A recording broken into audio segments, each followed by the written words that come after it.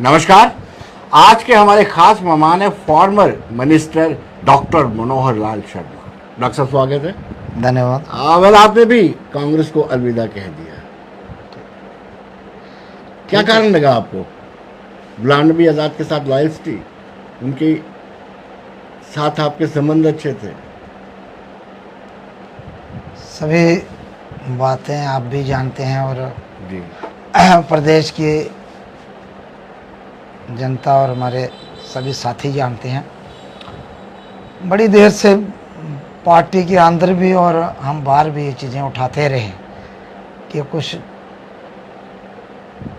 Party की जो नीति है और उसकी जो लीडरशिप थी उस मौजूदा समय में या पहले भी जी उसके प्रति पूरी रियासत में एक रोष था और पार्टी आगे बढ़ नहीं रही थी। जी तो हमने ये बातें नेशनल लीडरशिप और पार्टी के अंदर भी जो इंचार्ज थे उनको कहते रहे और हम थैंकफुल हैं गुलाम नबी आज़ाद साहब के। उन्होंने हमारी बातें सुनी और हाईएस्ट फोरम में उठाई। उसके बावजूद भी फैसले लेने में हमारे लीडरशिप ने समय लगाया जी और उस समय के ही कारण आज जो हालात बने हैं, एक नई दिशा जो है रियासत जम्मू कश्मीर में और नया मोड़। कहीं आपको डर नहीं लगता है कि गुलाम नबी आज़ाद की साठगांठ है दिल्ली में प्रधानमंत्री नरेंद्र मोदी अमित शाह के साथ, वो कहीं राज्यसभा का रास्ता बना ले और आप कहीं जम्मू कश्मीर में कांग्रेस से भी हाथ धो बैठेंगे? ये कहीं ऐसा लगता है? आप लोग पता नहीं कहाँ सोचते हैं। गुलाम नबी आज़ाद एक आप उन इतने बड़े आदमी को एक राज्यसभा तक सीमित रख के आप सोचते हो, ये बड़ा दुर्भाग्य है कि ना मैं कहता हूँ आपकी बात मान लेते हैं। मैं दो चीज़ें कहना जी, चाहूँगा। जी, जी। गुलाम नबी आज़ाद एक बड़े मंजे हुए ना पॉलिटिकल लीडर भी हैं, पॉलिटिशियन भी हैं और एक समाज सुधारक भी हैं और गांधीयन भी है। जी उनकी जीवन आप कभी और देखें भी जी और आपने उनको एज ए बतौर चीफ मिनिस्टर भी देखा, उनका जो उन्होंने हेल्थ मिनिस्टर भी देखा और पार्टी के अलग अलग पोजीशन में आपने उनको देखा। उनका काम करने का एक अलग सोच रही और हमने देखा तरीका रहा और उसके बावजूद भी आप ये कहें कि एक राज्यसभा या केंद्र लीडरशिप है, वो एक विज़न है और गांधीयन है और कांग्रेस की उसी सोच गांधी और पंडित जवाहरलाल नेहरू जी की सोच को लेके आगे बढ़ना चाहते हैं। आगे बढ़ना चाहते हैं। बड़े मजे हुए सियासतदान हैं और बड़ा तजुर्बा भी है उनका। शायद यही कारण था कि 40 साल तक सत्ता में रहे, पावरफुल एंजॉय किए। जब कांग्रेस संकट में आई खिसक लिए पिछले दरवाजे से। इंतजार था उनको कि राज्यसभा में बना देंगे, जब नहीं बनाया तो कपिल सिब्बल तो चलो उस साइड से चले गए, इन्होंने दूसरा दरवाजा लिया। देखिए मेरी बात शायद आप पूरे चीज़ों पर ध्यान नहीं रखते हैं। चलिए मान लेते मैं ये कहता पूरे दिनों में ध्यान नहीं। एक तो 40 साल की बात नहीं, उनका राजनीति कह रहे 52 ईयर्स, 50 से भी ज़्यादा समय उन्होंने राजनीति में दिया, सक्रिय राजनीति। जी जी जी देश की अलग अलग पोजीशन में और जम्मू कश्मीर में भी एज ए चीफ मिनिस्टर और एज ए प्रदेश अध्यक्ष उन्होंने जहाँ काम किया है। केंद्र में भी केंद्रीय मंत्री, बहुत सी स्टेटों के इंचार्ज जनरल सेक्रेटरी और बहुत सी प्रदेशों में उनको जिम्मेवारी मिली है। उसके अलावा लीडर ऑफ अपोजिशन भी रहे हैं। तो ये सारी चीज़ें को मद्देनजर रखते हुए आप ये कहें कि और राजनीति में वो हमेशा ये बात उठाते रहे हैं। उन्होंने अपने जब पार्टी से अलग रुख अपनाया तो उन्होंने ये बात कही कि 2013 से हम ये कहते थे पार्टी नुकसान में होती जा रही है, धीरे धीरे हम एक स्टेट लूज करते जा रहे हैं, हमारा आधार सिकुड़ रहा है, तो इसमें कुछ सुधार लाने की ज़रूरत है। पार्टी के अंदर भी कांग्रेस वर्किंग कमेटी के अंदर भी उन्होंने बातें उठाई, पार्टी के अलग अलग समय में ये बातें उठाई और पत्र लिख के भी बातें उठाई हैं और हम लोग भी प्रदेश के अंदर ये बातें उठाते रहे हैं। कई बार हमने प्रदेश की जो हमारी एग्जीक्यूटिव बॉडी की मीटिंग होती थी उसमें भी हम उठाते रहे हैं। तो अल्टीमेटली ये मैं ये कहता हूँ उन बातों को अनसुना किया गया और इस वजह से पार्टी डे बाय डे नुकसान में रही है, उधार सुकुड़ रहा है। कोई भी कोई भी लीडर ये नहीं चाहता कि पार्टी नुकसान में रहे। हम फील्ड में लड़ते हैं। मेरी बात सुने, मैं जम्मू कश्मीर की बात, मेरी जम्मू कश्मीर की बात कर, हम फील्ड में लड़ते रहे, संघर्ष करते हैं मौजूदा गवर्नमेंट की एंटी पीपल पॉलिसीज के खिलाफ, रोड से लेके विधानसभा, आपके ब्लॉक हेडक्वार्टर, विलेज से लेके स्टेट हेडक्वार्टर तक संघर्ष करते हैं, जेलों में जा रहे हैं, लाठियां खा रहे हैं, धरने दे रहे हैं, पुतले जला रहे हैं, संघर्ष कर रहे हैं। जब इलेक्शनों का समय आता है, ये इस समय में भी हमने डीडीसी इलेक्शन है, बीडीसी इलेक्शन हुए हैं, पार्लियामेंट की इलेक्शन को कहाँ गंभीरता से लिया? आप बात सुन लीजिए मेरी बात, बड़े नेता आप बात सुन रहे हैं, आप बीच में मत जाओ, आप बोल लीजिए, फिर मैं बाद में बोलता हूँ। नहीं आप बोलिए। तो जब हम कहते हैं एक व्यक्ति जो जिसके साथ, जिसको पब्लिक पसंद करती है, जो आप जिसकी कैपेसिटी है 5,000 10,000 लोगों को वोट हासिल कर सकते, आप वो संघर्ष भी करता है, लाइफ टाइम पार्टी में काम कर रहे हैं, उसको अब इग्नोर करके रातों रात एक आदमी को लाते हो जो 2% वोट नहीं लेता, तो अल्टीमेटली क्या होता है? इन चीज़ों से नुकसान होता है। जब ये नुकसान होगा तो पार्टी जो संघर्ष हम कर रहे हैं, संघर्षशील जो लोग हैं, वो अल्टीमेटली डिस्करेज होंगे, तो आपका आधार सुकड़ेगा। आप खुद प्लेट में डाल के गवर्नमेंट को दे रहे हैं, तो ये एक नीतिगत लड़ाई थी। ये लड़ाई हम प्रदेश में उठा रहे थे और केंद्र में हमारे लीडर उठा रहे थे, इस वजह से आज ये रास्ता आया। अब सवाल पूछ सकता हूँ मैं? अब पूछ सकता हूँ? मुझे नंबर आप सवाल पूछे, ये क्यों पूछे? डॉक्टर साहब दिल से, कितने खुले दिल से पूछे।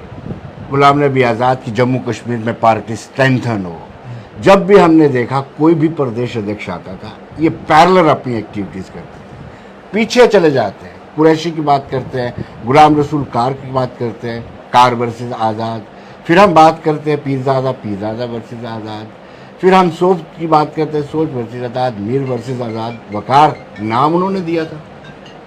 तो क्या आपको आप बोल रही है और भी कुछ कहना है? क्या हो रहा है, इसका जवाब दे दीजिए।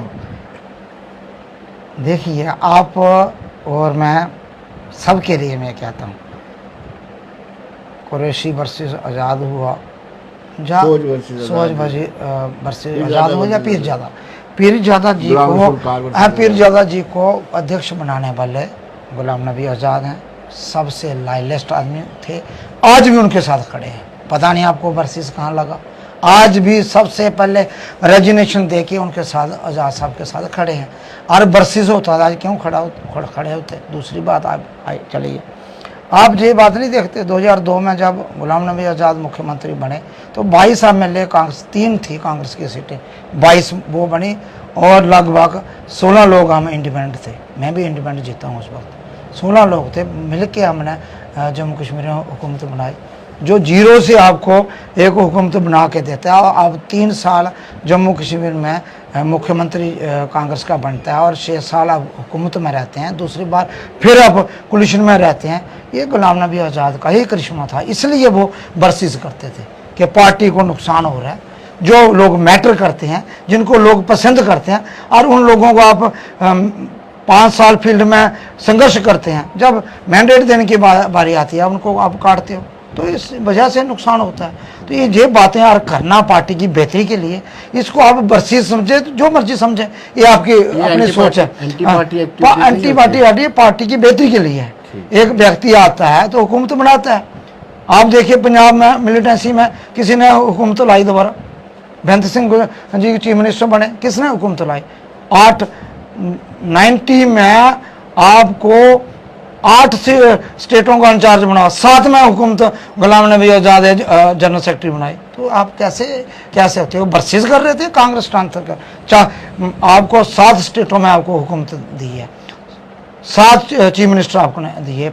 आपका जम्मू कश्मीर में आपका पहली बारी 75 के बाद आपका पहली बारी मुख्यमंत्री आपका बन रहा है। तो इसलिए आप ये बात नहीं कहीं, वो हमेशा पार्टी स्ट्रेंथन करने के लिए काम करते थे और अच्छे लोगों को जो पार्टी की विचारधारा में जो काम कर रहे हैं। आज आप देखिए, जो मौजूदा जिस अध्यक्ष को हटाया गया, आपकी 50% तो टीम आपकी एक्स मिनिस्टर एक्स MLA की चलेगी, सिटिंग MLA आपके 12 थे, जिसमें आज के पास आपके शेयर चले गए, दूसरी पार्टियों में चले गए। तो पार्टी लीडरशिप को गंभीर होना चाहिए, चिंता होनी चाहिए। एक छोटी सी कार्यकर्ता जाता है तो हमें रात को नींद नहीं पड़ती, हम उसके घर जाते हैं, अपने साथियों को भेजते हैं, उसको ग्रीवेंसेस को एड्रेस करने की कोशिश करते हैं। यही तो गंभीरता नहीं थी पार्टी लीडरशिप में। तो अभी हम लोगों ने, मैं ये कहता हूँ, हम सब ने आज़ाद साहब को बार बार कहा, जब उनकी बात भी नहीं सुनी गई तो अल्टीमेटली एक रास्ता अपनाया। लेकिन आप देखिए, गुलाम नबी आज़ाद ने लैंड रो भी दिया है, रोशनी भी दी है, और भी बहुत कुछ दिया है। क्या कहेंगे आप जम्मू कश्मीर के लिए? आप कहते हैं कि वो गोल्डन पीरियड था, जिस पीरियड में रोशनी एक्ट लगाया गया, जिस पीरियड में लैंड रो हुआ, लैंड रो भी गुलाम नबी आज़ाद को क्रेडिट जाता है। मैं दो चीज़ें कहूँगा आपको। आप रोशनी एक्ट में एक बारी वोटिंग कराना जम्मू कश्मीर में, आपको गलत बात है। भाजपा ने और सबसे बड़ा ब्लेंडर किया है ना, तो वो रोशनी एक्ट में जो आके इंटरफेयर किया। आज भी वोटिंग कराओ, आपकी 90% लोग रोशनी एक्ट के हक में खड़े होंगे। आप कहाँ बोले, आप ग्राउंड में नहीं जाते लोग। कभी कभी पत्रकारिता, मेरे सीनियर साथी हो, कभी ग्राउंड में, आपको एक बार पहले भी आपके चैनल में बोल जाओ, आप जाइएगा बार्डर, आप छोड़िए, आप अखनूर से लेइए कठुआ के बार्डर तक जाइए, सांबा में जाइए, आरएसपुर में जाइए, हीरानगर में जाइए, कठुआ में जाइए, अगर आप मनियारी के एरिया में जाइए, पानसर के एरिया में जाइए, आप जाएंगे लोगों को पूछिए। जो किसान है बॉर्डर में 90% लैंड स्टेट लैंड है लोगों को, वो 47 से कल्टीवेट कर रहे हैं, एग्रीकल्चर लैंड है, उनकी रोजी रोटी उस पर निर्भर करती है। 3-3 पीढ़ियां निकल गई हैं, आप उनको बेदखल कर रहे हो। कौन सी है? रोशनी एक्ट में ये कहता हूँ हिस्टोरिकल फैसला था। रोशनी एक्ट तो एनसी की सरकार में बना, अमेंड करके जो किसानों को लैंड दी गई, जो एक आदमी 80 साल से वो लैंड कल्टीवेट कर रहा है, थर्ड जनरेशन है, उसको राइट देना कौन सा गलती थी? और कहाँ उसमें नीटी ग्रिटी हुई है कि कुछ ऑफिसर ने गलती की है, उनको पेनलाइज कीजिए। कानून था रोशनी एक्ट, गुलाम नबी, मेरी बात सुन लीजिए, अब बात सुन लीजिए। मैं आज भी जस्टिफाई करता हूँ, मैं इलेक्शन में इस इशू को उठाऊंगा। आप बोलिए, और हम कहीं इलेक्शन आती है, हम इशू को डिबेट करेंगे, भाजपा उसके अंगेज से खड़ी हो, हम उसके पक्ष में खड़े होंगे। मैं दो बातें कहना चाहूंगा आपको। ब्लेंडर किया है इस सरकार ने। मैं आज भी आपके चैनल के माध्यम से कहता हूँ एलजी साहब को, आप आज भी इसको रिव्यू कीजिए, रिविजिट कीजिए, आप देखिए, और कहीं चंद रेवेन्यू ऑफिसर ने गलती की है, उनको पेनलाइज कीजिए, उनको कटहरे में खड़ा करिए, मगर आम किसानों की अनदेखी आपने की है। मैं पिछले दिनों में आपको पहले आपके चैनल में कहा, पानसर मनियारी में एक गांव है जो हीरानगर में 100% हिंदू पॉपुलेशन है, एक भी घर मुस्लिम का नहीं है, ना एसटी और गुजर का है, और 97% लैंड जो है स्टेट लैंड है। थर्ड जनरेशन में ये एक, जब मैं वहां से टर्न हुआ बॉर्डर के जीरो लाइन से, तो मेरी गाड़ी के आगे एक हंसराज जी बुजुर्ग 80 साल के आगे गाड़ी के आगे खड़े हो गए। 2 साल की बात, मैं हुकूमत में नहीं था ना मैं मंत्री था। उसने कहा मेरी बात सुनिए, आप वापस जा रहे हैं। मैं खड़ा हुआ, उतरा, इतने में बीएसएफ के लोग भी आ गए, कहते बॉर्डर में खड़े नहीं, और शेलिंग हो सकती है। काफ़ी लोग जमा हो गए थे, तो हम वहाँ से गेट के अंदर किसी के घर चले गए। मैं बताओ, बोलता मैं, मेरे बाबा ने ये ज़मीन कल्टीवेट की है, 40 कनाल ज़मीन है, मेरे 2 बच्चे हैं, दोनों +2 हैं, और इस ज़मीन को कल्टीवेट करते हुए जो आपका कोबरा साहब ने कहा, 3 बंदे हमारे परिवार के मर गए, और आज मैं फसल लगा रहा हूँ। आप देखो लहलाती हुई फसल है, मगर आज मेरी गुरदौरियाँ काटी गई हैं, आज मैं इस ज़मीन का मालिक नहीं हूँ। मुझे आर्मी ने बंकर बनाने के लिए अलाटमेंट की है, मगर जब मैंने नकल दी, मेरी ज़मीन में गुरदौरी नहीं थी, इसलिए बंकर नहीं बना है, मैं तब इधर आया हूँ। ये कौन सा इंसाफ कर रहे हो? आपको बरदुआ लगेगी। मैं कहता हूँ भाजपा, आप दुबस्ते हो जाओगे इन लोगों की बरदुआ। किसानों की इतनी बुरी हालत है, आप जाइए हीरानगर में, आप जाइए कठुआ में, आप जाइए बिलावर में, आप जाइए बसोली में, 2% आपको मुस्लिम और गुजर मिलेंगे। 98% हिंदू और किसान है जो पिछले 50 साल से 17 साल से उस जमीन को कल्टीवेट। आपको तो ग्राउंड के जीरो नहीं पता। मैं कहता हूँ मोदी जी की खट्टी खा के जो एमएलए मिनिस्टर बन के हैं, ये ग्राउंड की हकीकत को -0 नहीं जानते, और जब इनको पता होता तो ऐसे कानून नहीं लाते। इसलिए रोशनी एक्ट एक अचीवमेंट थी। जहाँ तक कहा लैंड रो की बात हुई है, जो भी इंसिडेंट हुआ, वो जो भी हुआ उसमें बड़ा नुकसान भी हुआ, दुर्भाग्य है, दुख है इस बात का। पर जो उसके बाद मुझे ये बताए, आज 8 साल से भाजपा की सरकार है, आपने टूरिज्म का कौन सा इंफ्रास्ट्रक्चर बनाया? बालटाल तक मुझे बताए, एक बिल्डिंग बनाई है, यात्री निवास गुलाम नबी आज़ाद ने जहाँ बनाया, आप देखिए जितने टूरिस्ट के हट हैं हमारे ज़माने में हमके, इन्होंने उसको पेंट भी नहीं किया पिछले 8 वर्ष में। ये एक बिल्डिंग बता दे टूरिज्म की, करोड़ों रुपए का टूरिज्म का इंफ्रास्ट्रक्चर काम करने के बाद भी कांग्रेस क्यों हार जाती है, मुझे ये समझ नहीं आता। बहुत सारी त्रुटियां सरकार की आप गिनाते हैं, भाजपा को कोसते हैं, सरकार की नीतियों को कोसते हैं, फिर भी रिजल्ट। देखो मैं एक बात कहूँगा, इसलिए हमने ये नया रास्ता अपनाया है। असली कांग्रेस बनेगी, गांधी जी और पंडित जवाहरलाल नेहरू जी के उसूलों में कांग्रेस बनेगी। और देखना, देखते चलो, मैं ये आपको कहता हूँ समय बताएगा। कांग्रेस और इस जो मौजूदा सरकार की मैं 2 ही बातें कहता हूँ। वो एक सेंटीमेंट को एक्सप्लॉइट करके आगे हैं। वो हिंदू और मुस्लिम की बात करते हैं, जम्मू और कश्मीर के बीच विभाजन की बात करते हैं, वो हिंदुस्तान पाकिस्तान की बात करते हैं। इशू क्या है? आज देखो, मेरी बात सुन लीजिए यार, हमने मेरे सवाल पूछा क्यों हम हारते हैं। हम किसी धर्म विशेष की बात नहीं करते। आप पूरे भारतवर्ष में जो भारतीय हैं, जो जहाँ पैदा हुआ, सबकी बात करते हैं। एक बात। दूसरी बात सुन लीजिए मेरी, आज देखे बेरोजगारी है, क्या काम किया इस सरकार ने जी। आज हर गली पे आपके धरने लगे हैं, डेली बेजर धरने में बैठा है, कंट्रेक्चुअल एम्प्लॉय धरने में बैठा है, आर्मी के सिलेक्ट बच्चे धरने में बैठे हैं, आर्मी में सिलेक्ट बच्चियां धरने में बैठी हैं, लाठियां खा रही हैं। आप जम्मू कश्मीर ऐसे लग रहा है जे एक धरनों का शहर हो गया, अखाड़ा बन गया। आप देखो ऐसा PHE की मैं बोला, PHE बिजली सब आ गया। आप उसकी में चले जाए, SI की भर्ती होती है, उसमें से काम है 25 लाख तक होके और पेपर आउट होता है। क्या हुआ? SI की भर्ती के बाद चलिए अकाउंट असिस्टेंट की भर्ती होती है, उसमें आपकी क्या लिस्ट का क्या हुआ अभी तक। उससे पहले आप देखिए JK बैंक में धांधली होती है, आपने कैंसिल किया। JEE की होती है धांधली। आप तो करप्शन के दलदल में फंसे हो। मैं भाजपा को तो शर्म आनी चाहिए और उनकी नेशनल लीडरशिप में स्टेट के लोगों से माफी मांगनी चाहिए।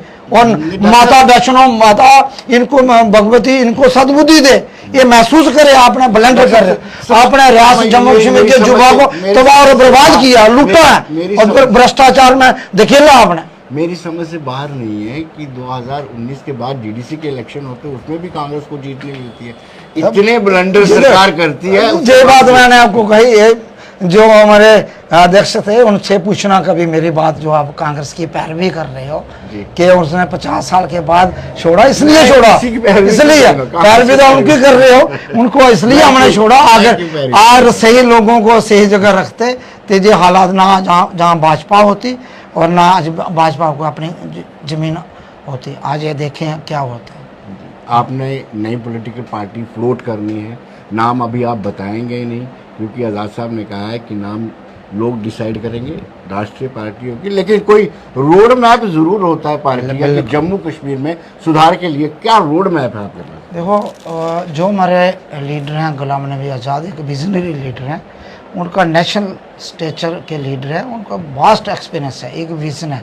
उसने विजन की एक झलकी उसने अपने प्रेस के माध्यम से देखी हुई। हमारे इशू, हम उन इशू पे फोकस करेंगे जो आम लोगों को एस्पिरेशन है, जो लोग इस वक्त चाहते हैं। हम इमोशनल एक्सप्लॉयटेशन नहीं करेंगे अपनी इनोसेंट जनता की, ना जम्मू के लोगों की करेंगे ना कश्मीर। हमारे इशू हैं बेरोजगारी है, इसको एड्रेस करेंगे। डेली वेजेस को रेगुलाइजेशन करने के लिए कैसे हम आगे बढ़ सकते हैं, इस पर काम करेंगे। हमारा इशू होगा जहाँ का विकास, सभी रुके हुए प्रोजेक्ट हमारे ज़माने के, उनको हम कंप्लीट करने का प्रयास करेंगे। हज़ारों की तादाद में प्रोजेक्ट हमारे ज़माने में भाजपा ने जानबूझ के रोके हैं। अब उसके बाद आप चलिए, भ्रष्टाचार है, भ्रष्टाचार पर काम कसेंगे हम। जहां आज एक रेवेन्यू की नकल लेने से, आपका राशन कार्ड ठीक करने से, उसके बाद आप चले जाइए डोमिसाइल और स्टेट इंस्पेक्टर की जगह डोमिसाइल बनाने के लिए आपको करप्शन कदम पर देने पड़ती है। ओपन लूट है, मायने का माफिया जहां धकेला। जम्मू कश्मीर का एक माफिया राज कायम किया भाजपा ने। माफिया राज को जहां से धकेलने के बाद जहां एम्प्लॉयमेंट एवेन्यू पैदा करेंगे, बिल्कुल स्टेटहुड पहला नंबर होगा। जम्मू कश्मीर को फुल स्टेटहुड बनेगी, एम्प्लॉयमेंट की गारंटी रहेगी जम्मू कश्मीर के लोगों को। क्यों हिमाचल में लोगों को एम्प्लॉयमेंट की गारंटी होती है, लैंड की गारंटी रहेगी। इन इशू पे हम फोकस करेंगे। उसके बाद जो मेजर लोगों की इशू है, महंगाई है, टोल पोस्ट लगाए हैं हर 30 किलोमीटर में। आपने जम्मू कश्मीर के विकास के लिए अड़कलें पैदा की हैं और ये विकास की गति को रोकती हैं ये चीज़ें। एक तरफ से आप नहरा देते हो पूरे देश में, आदरणीय प्राइम मिनिस्टर साहब, ये वन नेशन वन टैक्स, तो आपने हर 30 किलोमीटर के बाद एक बैरियर खड़ा किया। आपने भाई भतीजाबाद कर रहे हो, अपने लोगों को फैसिलिटेट कर रहे हो, ऑर्गेनाइज लूट कर रहे हो जम्मू कश्मीर में। वही सब इन चीज़ों पे कंट्रोल करेंगे।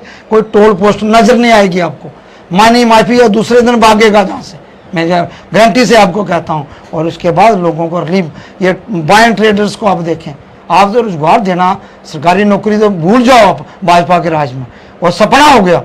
मगर आप प्राइवेट सेक्टर को भी अपना तबाह बर्बाद करने में कोई कसर नहीं रखा। आखिरी सवाल, 300 के करीब वाइन शॉप ओनर थे, आपने उनके हर वाइन शॉप में 10-10 लोग काम करते थे, आपने उनको सबको धकेल दिया, आपने उनको रोड पे डाल दिया। आपने 15,000 आपके पास सेल्फ हेल्प ग्रुप थे जम्मू कश्मीर के इंजीनियर्स, एक सेल्फ हेल्प ग्रुप में 10-10 लोग थे, आपने उनको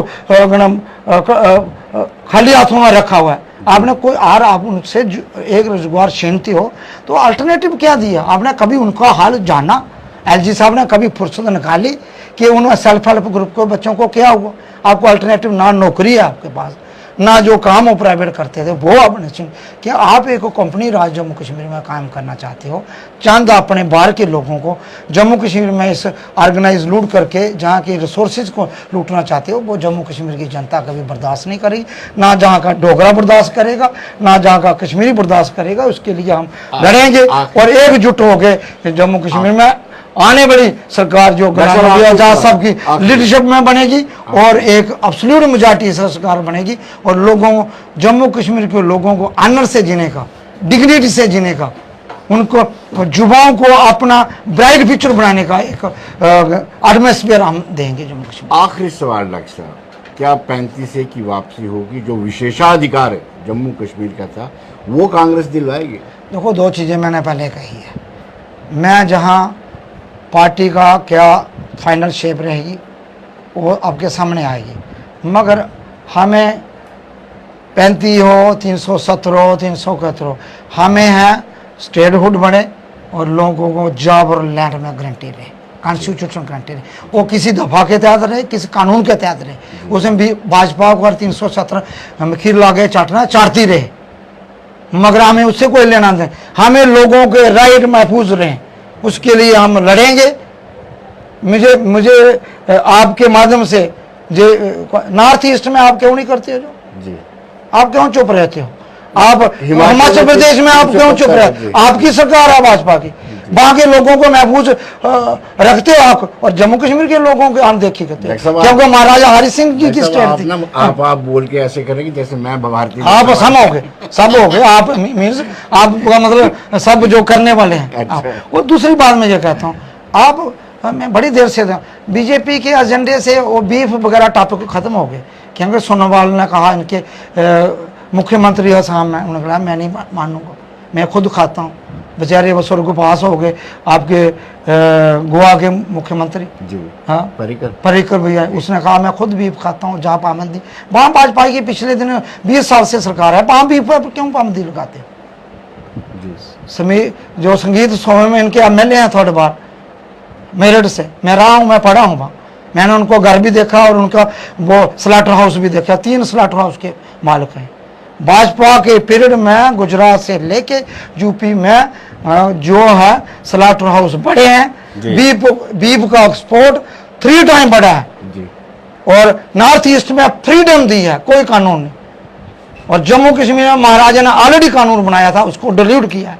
और सबसे बड़े हिंदू भाजपा में, तिलक लगाने से हिंदू नहीं बनेंगे। आप अपने अंदर झांकिए और अपने अंदर भीतर देख के कहिए, हमें कोई हिंदुत्व सिखाए या नेशनलिज्म सिखाए, वो पहले अपने 4 पैर के नीचे टटोल ले पहले। हमने से बड़ा कौन है ये वक्त बताएगा। मगर ये चीज़ें कहता हूँ, इमोशनल कार्ड अब नहीं चलेगा। भाजपा को अभी पता लगेगा भाई हम कहाँ खड़े हैं, और आने वाले जो जंग होगी वो मैदान जंग में हुई अलानिया जंग होगी। मैं कहता हूँ आप भी तैयार रहो, हम भी तैयार हैं, देखते हैं आप कितने पानी में। डॉक्टर साहब बहुत बहुत शुक्रिया, आज आप बड़े एग्रेशन में दिखे डॉक्टर साहब, धन्यवाद, धन्यवाद। Thank you very much.